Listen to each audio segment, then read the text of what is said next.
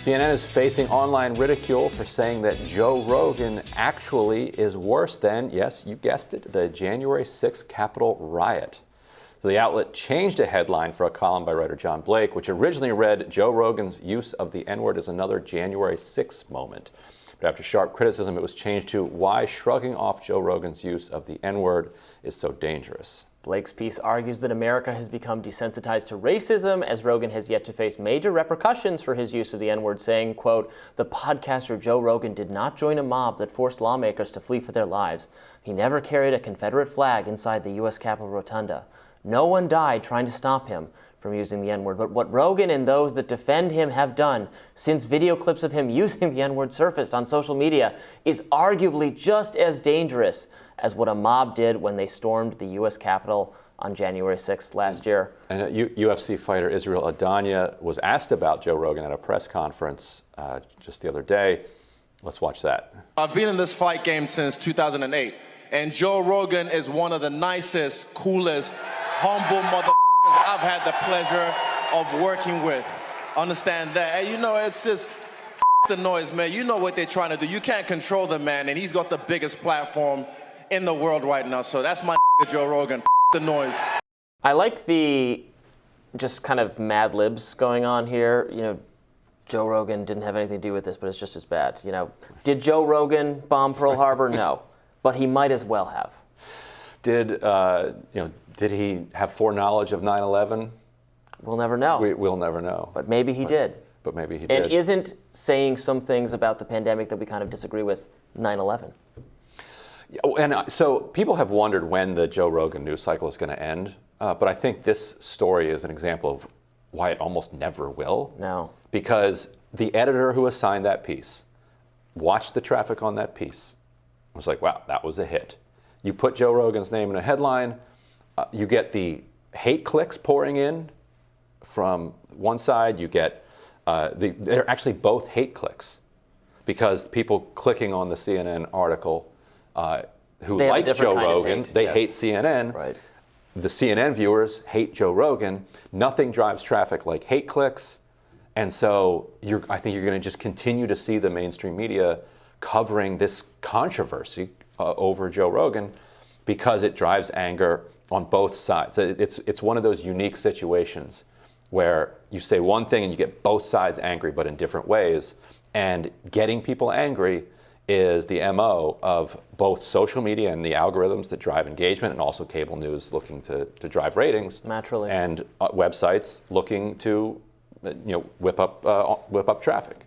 So we're going to keep seeing it until people get just totally bored with it. And at some point, I think people maybe. It's going to lose some steam as a commanding the news cycle for a little while, and then maybe it'll pick up back later. But he does have he's going to eventually have practically so. Right, but it'll go down a little bit. Then he'll have a controversial guest on at some point, and we'll be talking about it again. I did want to highlight Jon Stewart said some comments about Joe Rogan that I thought were really good. Actually, he said that he thought Neil Young doing the boycott was a huge mistake. He says you have to engage. Like, how do you not engage with people? The whole point of engagement is hopefully clarification. Maybe it's a fool's errand, but I will never give up on engagement. And then he said, what if back in the Iraq War, Jon Stewart was known for this, stridently, these well put together monologues against the Iraq War that turned out to be completely correct.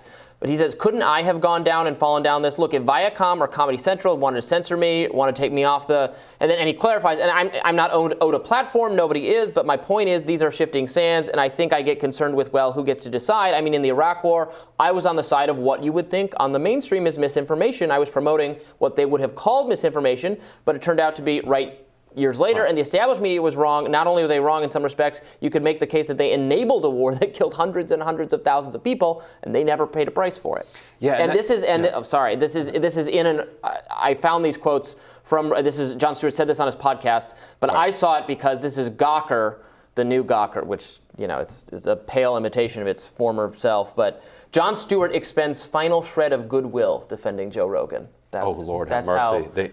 Gawker? Yes. Which was taken off, which was canceled Yeah. is like now supporting They're like horrible. canceling things? They're still called Gawker. I think it's totally different people, and it's Oh, Lord. I call it zombie Gawker. And so he makes a very interesting point in there when he nods to, I don't have any right to a platform, because that's the argument that a lot of liberals often make. When you say that somebody's being canceled, they say, well, so what? They didn't have a right to a job. They don't have a right to a big platform. Right. Like, these sure, are not true, fine, yep. Right. I agree with that. Right. I'm a free market guy. I believe in private association. And he's acknowledging that. He's like, yes, look, nobody has a right to a platform. But then he's trying to appeal to his audience by saying, but wasn't it good that I had a platform to make the case against the war? Now, I guess liberals could say, well, most of them supported the war, and his opposing it didn't stop it anyway, so stop making us feel bad on our march to war.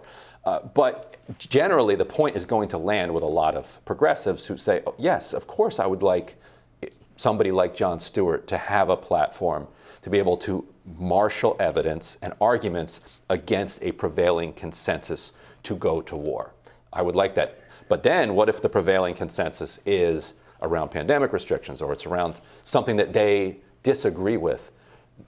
They can't get themselves to a place where they would support the principle that someone ought to have that platform, ought to have that ability to speak, even if they don't agree with their speech. Do you think some liberals have forgotten just how bipartisan the Iraq war push was, how culpable the mainstream media, the people who are now the arbiters of truth, of what counts as misinformation or not, and the kinds of people liberals want to have that power, have they forgotten how wrong they got the Iraq war? Yes, and I think partly they've memory hold it because they had to in order to welcome in this new element of their Never Trump, the neoconservative coalition, who were all bloodthirsty warmongers, and none of whom have a few have apologized, but in general, they have not said that they were wrong.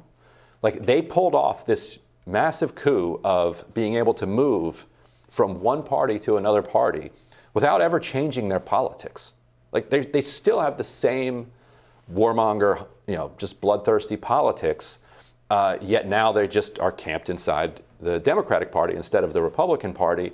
And I think in order to make peace with that, so to speak, that a lot of liberals just memory hold how bipartisan the march to the Iraq war was.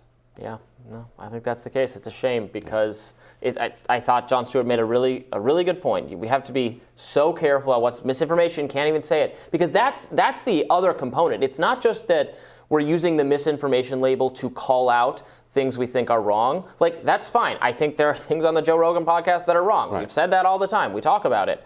But it's the implication that, well, if it's wrong, if it's misinformation, it should not be said. It should not be aired. You should not be allowed to express it. And that's where we just get into the classic, like, censorship is bad for that reason, because some of those things will end up being right. Or you should hear them anyway, so you can dismiss them on your own, et cetera, et cetera.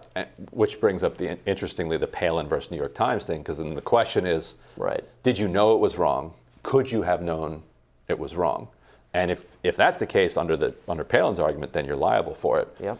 On the other hand, if it's still an open question, lab leak from the wild, then insisting that only one side of that be allowed to be aired and calling everything else misinformation when you don't know that it's untrue is the definition of censorship. And it's interesting that not even Joe Rogan not even Jon Stewart can get through. I saw this other, this is somebody's Substack. The post was called, "I offer you Joe Rogan's head on a pike."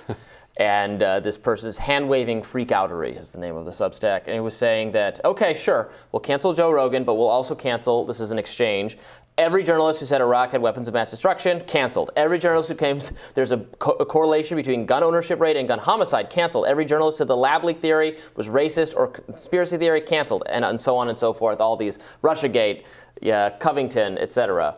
I thought it was a pretty funny Substack. That's pretty good. Yeah. The only one that they would get me on there is a correlation between gun ownership. Yeah, that was like the third and one. Gun violence, because a bivariate correlation. I don't know what that means. I don't even know what that means, so I've never said that. Therefore, who knows? But the other thing that Stewart gets hit with through that Gawker article is this just completely obnoxious, oh, so you support X? So he says people should have the right to make arguments. And Gawker says, oh, you support Joe Rogan. But he's not supporting Joe Rogan. Right. He's supporting Joe Rogan's, He supports Joe Rogan, and by extension, it's like he attacked the Capitol. he might as well have attacked the Capitol. He's saying that you shouldn't cancel Joe Rogan. So therefore, he must support everything Joe Rogan said. Jon Stewart. And then also, the you must support the view of every guest who has appeared on Joe Rogan. Just how it works. We don't make the rules. We don't just enforce them. More Rising is next. Stick around for that.